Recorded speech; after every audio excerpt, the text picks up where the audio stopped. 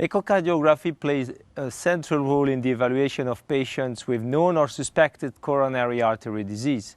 And Luc Pierrat will present how to perform exercise echocardiography in a patient with silent myocardial infarction.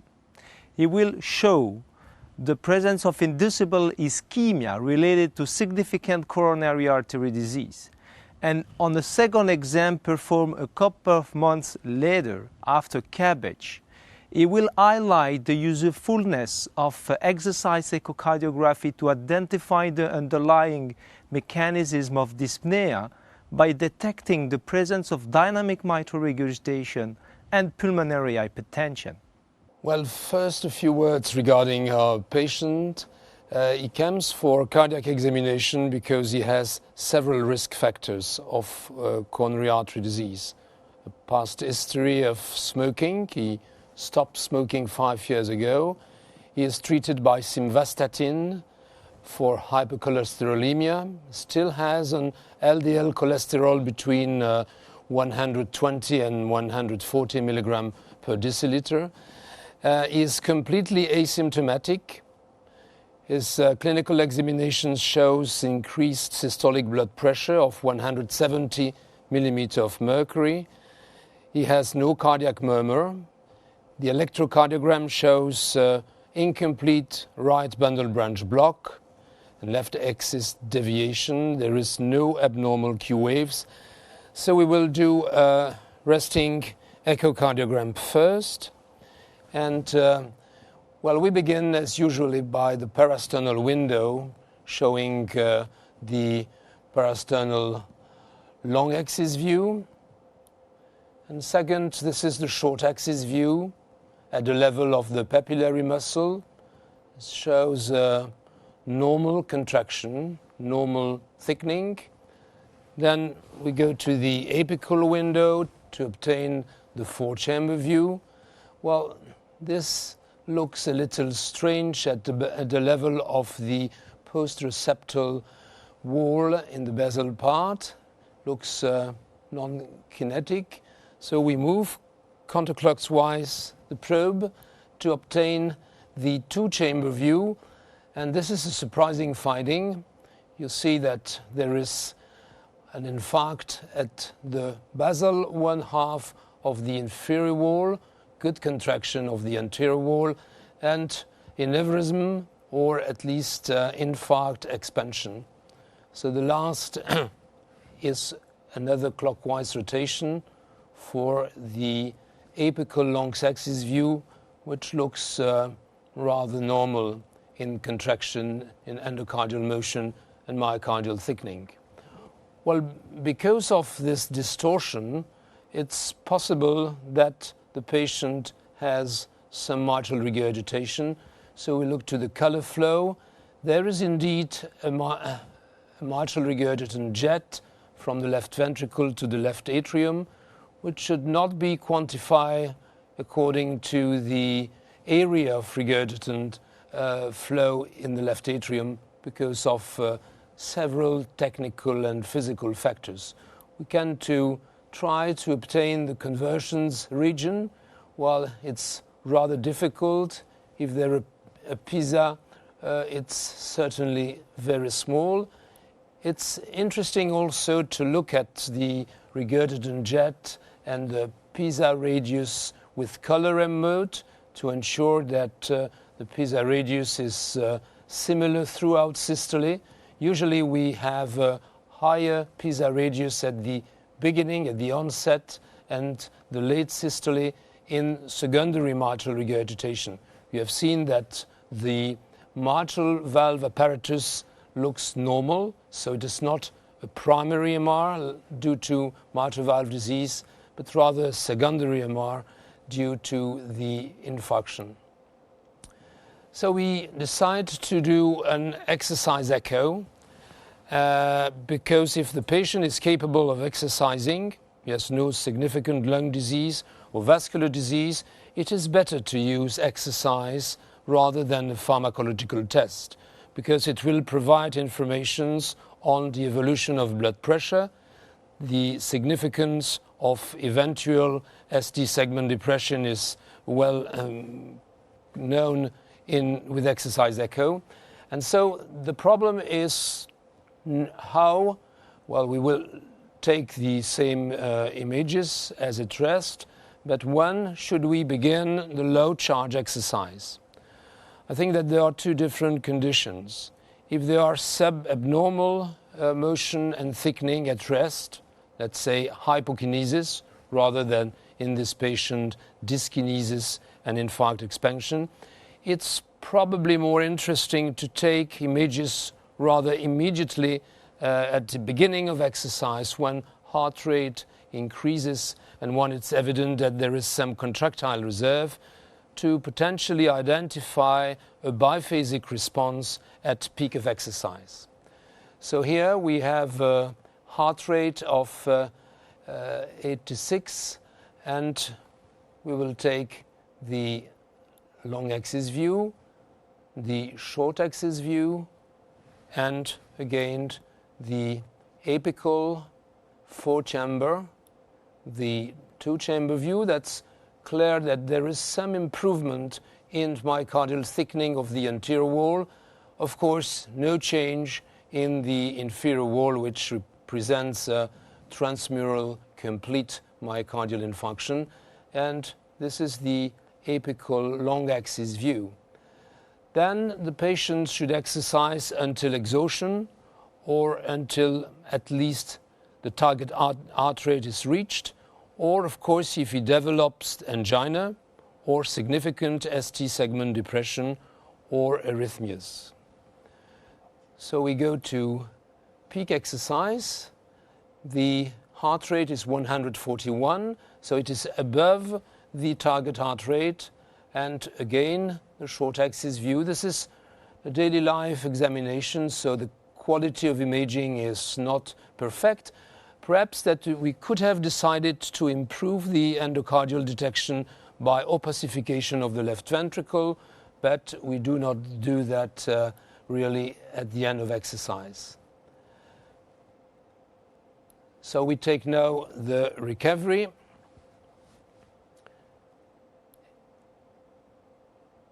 Apical long axis view, short axis, and the same for chamber view, 2-chamber view, and apical long axis. So one important point is to look at the images quad screen. So we will see at rest on the upper left side, at low charge, at peak exercise and during the recovery. Well, there is clearly a training learning curve to analyze qualitatively these images. It looks like at least the anteroseptal wall is hypokinetic at peak exercise as compared with low charge. So let's look to the short axis view. So again, the myocardial thickening is lower at the level of the septum and perhaps the anterior wall, which is not very well seen in this view. We take the 4-chamber view.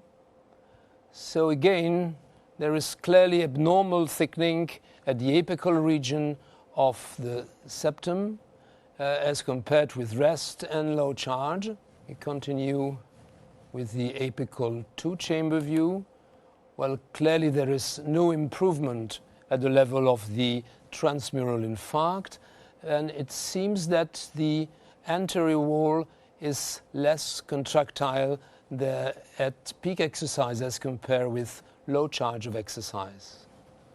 And, well, the last is the apical long axis view, which may be interesting.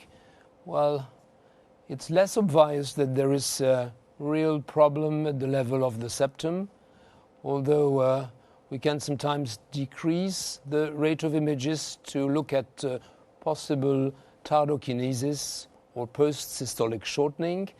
It is difficult to assess the posterolateral wall, but I think that in this example, I suspect that there is subabnormality of the posterolateral wall as well.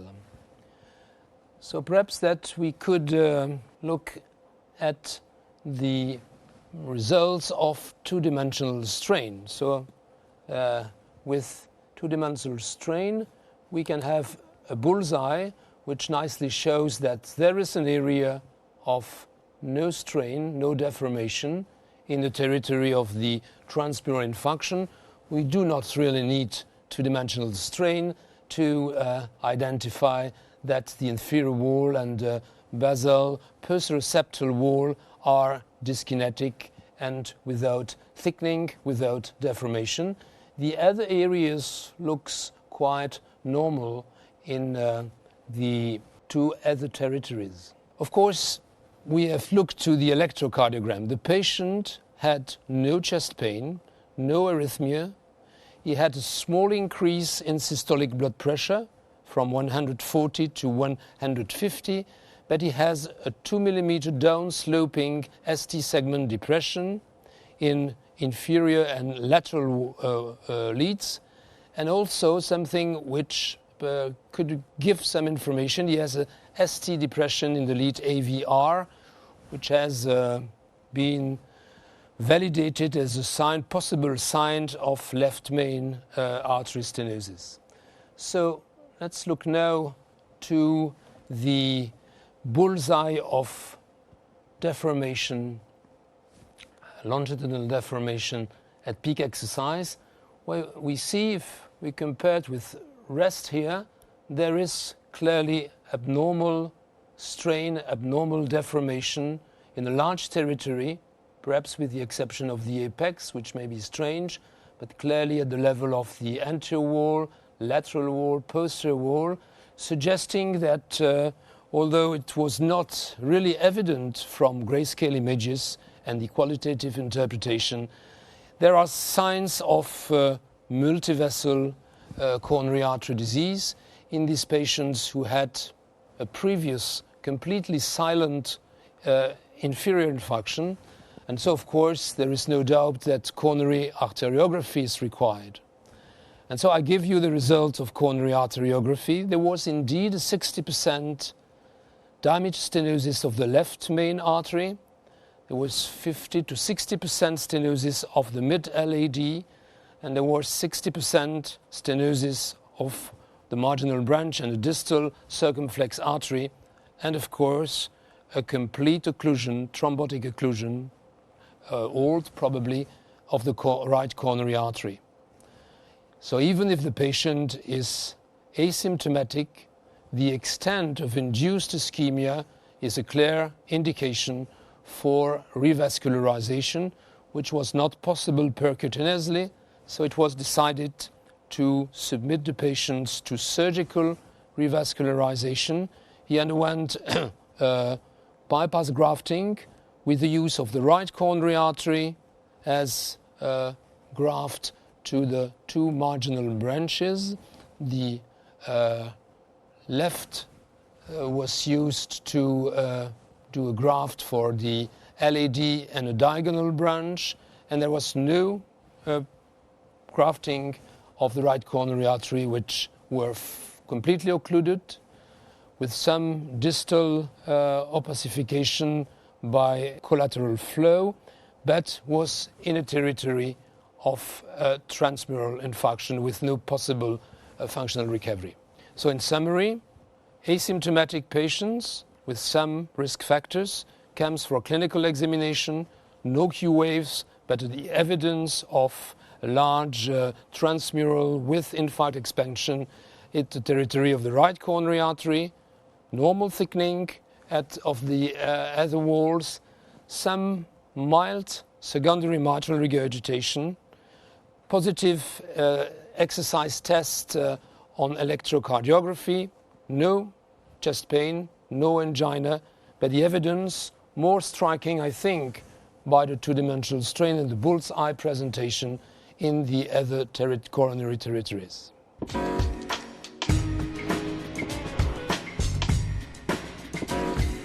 Well, this is the same patient 10 months after his successful surgical revascularization.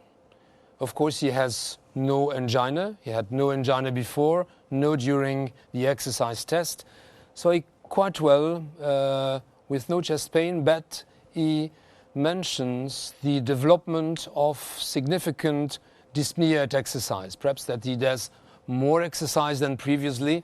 And so we decided to redo an exercise stress echo to assess whether there are possible myocardial ischemia. So this is the results of his exercise test. You see the parasternal long axis view at rest, at low level of exercise, peak exercise and recovery. And on this view there is no evidence of ischemia. We show now the short axis view, again at the level of the papillary muscle. There is no evidence of ischemia. This is the apical four-chamber view with clearly no evidence again of myocardial ischemia. And of course, no functional recovery of the inferior wall. This is not really surprising, and no evidence of myocardial ischemia. So how could we explain the significant dyspnea of the patient?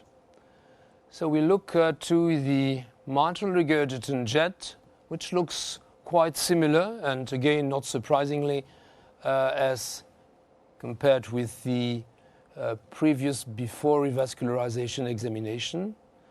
So we look to the mitral valve. The mitral valve is, mitral leaflets are normal. There is some tenting of the leaflets with small motion of the posterior leaflet. And we try to quantify, even it remains relatively difficult. You see that there is some PISA where I have decreased the aliasing velocity to 32. And we have a PISA radius of 7 millimeter, 0.7 centimeter. Then we take, of course, the continuous wave recording of the regurgitant jet, and the machine shows the results. The effective regurgitant orifice area is only 0.1 centimeter square, so 10 millimeter square. The regurgitant volume is somewhat higher, 35 milliliter. So it is mild to moderate secondary mitral regurgitation. We look also whether there is some signs of significant mitral regurgitation with the measurement of the E wave, which is lower than 1 meters 0.4. We look to the tissue Doppler recording at the septal level, and the E to E prime ratio is high. So this is a possible explanation of his exercise dyspnea because of diastolic dysfunction. But during the exercise, on top of the grayscale and the different views, we put the color on. So clearly, even if we do not believe in regurgitant jet area to quantify mitral regurgitation, it's evident that there is an important increase in the severity of secondary MR during exercise in this patient. So we quantify it again by the PISA method. The PISA radius is larger, and the results not shown in this image was an effective regurgitant orifice area of 0.3 centimeter square, so a large increase as compared to rest, leading from mild to moderate MR at rest to severe MR at rest, which was accompanied by the development of significant pulmonary hypertension. And so if we look, there is nearly 4 meters per second, so the transtricuspid pressure gradient is approximately 50-55 millimeter of mercury.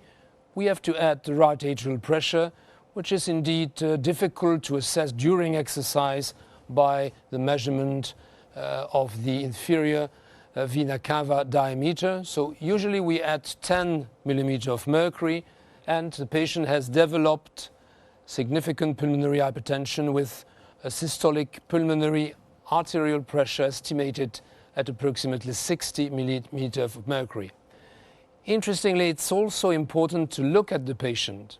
And the patient developed significant dyspnea in relationship possibly with diastolic dysfunction, but more probably because of the increase in mitral regurgitation and the development of increased pulmonary pressure.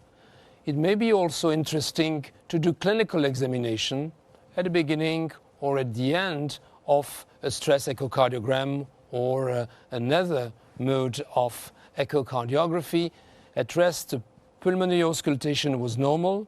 At the end of exercise, with his dyspnea, we had the development of pulmonary rales, which clearly was in relationship with the severe dyspnea and with all the abnormalities that I have tried to show you.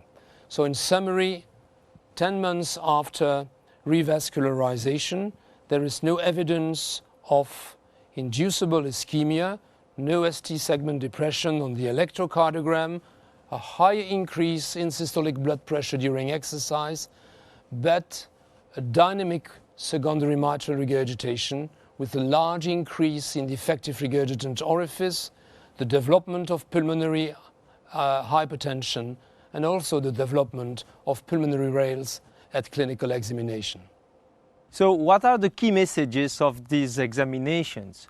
First, exercise echocardiography is useful to detect the presence and extent of myocardial ischemia in patients with coronary artery disease. Interpretation of the test is often made using semi-quantitative approach, but quantitative approach are also of interest. Finally, look not only at the function, but also at the valve and hemodynamics, and of course at the patient.